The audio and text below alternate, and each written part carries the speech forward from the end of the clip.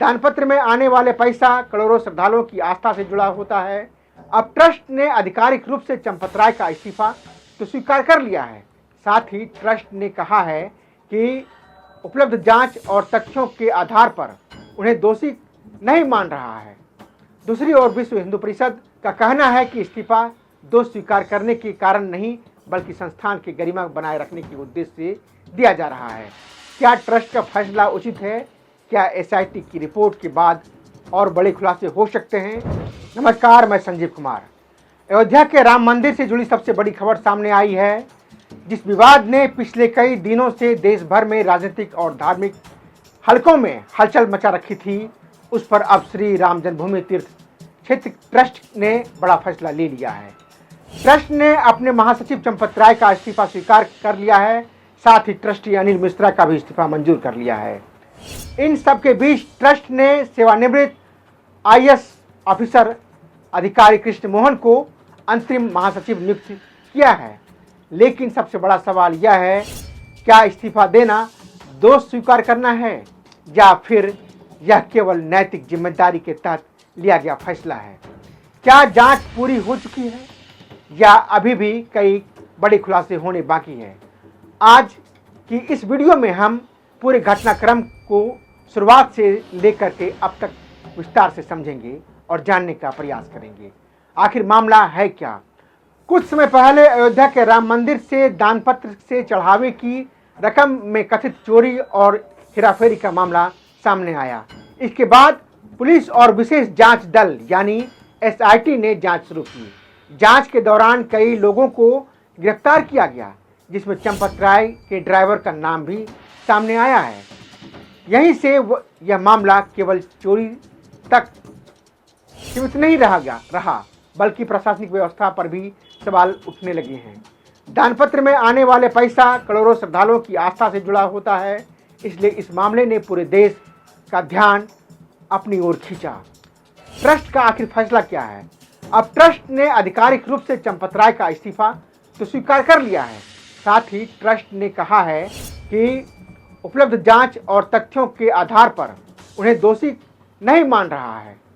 दूसरी ओर विश्व हिंदू परिषद ने भी बयान जारी करते हुए कहा है कि चंपत राय ने नैतिक जिम्मेदारी लेते हुए अपना पद छोड़ा है। यानी बीएचपी का कहना है कि इस्तीफा दोष स्वीकार करने के कारण नहीं बल्कि संस्थान की गरिमा बनाए रखने के उद्देश्य से दिया जा रहा है।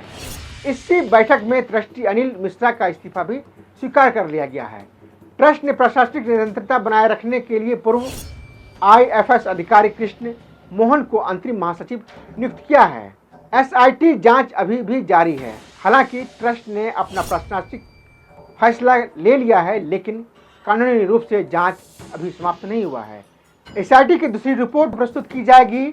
इस रिपोर्ट का इंतजार इसलिए भी महत्वपूर्ण माना जा रहा है क्योंकि गिरफ्तार लोगों से पूछताछ की गई है और कई तकनीकी एवं जांच वित्तीय पहलुओं की भी जांच की जा रही है। यदि जांच में किसी भी स्तर पर किसी व्यक्ति की भूमिका सामने आती है तो आगे की कानूनी कार्रवाई जांच एजेंसियां तय करेगी। वहीं यदि जांच में किसी के खिलाफ पर्याप्त साक्ष्य नहीं मिलते हैं तो उन्हें कानून के अनुसार राहत भी मिल सकती है। यानी अंतिम निष्कर्ष अभी आना बाकी है। इस मामले में देश भर में चर्चा क्यों है? राम मंदिर केवल एक धार्मिक स्थल नहीं है, यह करोड़ों लोगों की आस्था, विश्वास और लंबे संघर्ष का प्रतीक भी है।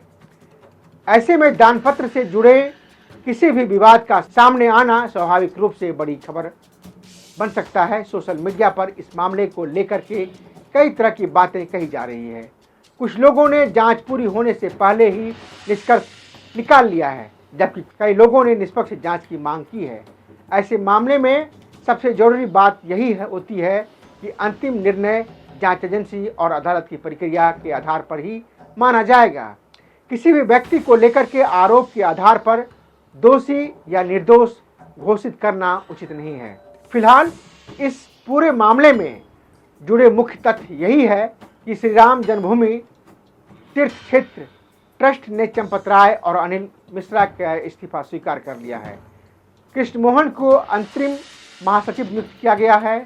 विश्व हिंदू परिषद का कहना है कि इस्तीफा नैतिक आधार पर दिया गया है। वहीं पुलिस और एसआईटी की जांच अभी जारी है और दूसरी रिपोर्ट आने वाली है। इस रिपोर्ट के बाद तस्वीर और भी स्पष्ट हो सकती है। अब सबसे महत्वपूर्ण बात यही है कि जांच पूरी होने दी जाए और भी निष्कर्ष सामने आए, उसे कानून और अपराध साक्ष्यों के आधार पर देखा जाए। आप इस पूरे मामले पर क्या सोचते हैं? क्या ट्रस्ट का फैसला उचित है? क्या एसआईटी की रिपोर्ट के बाद और बड़े खुलासे हो सकते हैं? अपनी राय कमेंट में ज़रूर लिखें। अगर आपको यह वीडियो तथ्यात्मक उपयोगी लगी हो तो इसे शेयर करें, चैनल को सब्सक्राइब करें और ऐसे ही महत्वपूर्ण खबरों के लिए हमसे जुड़े रहें। धन्यवाद।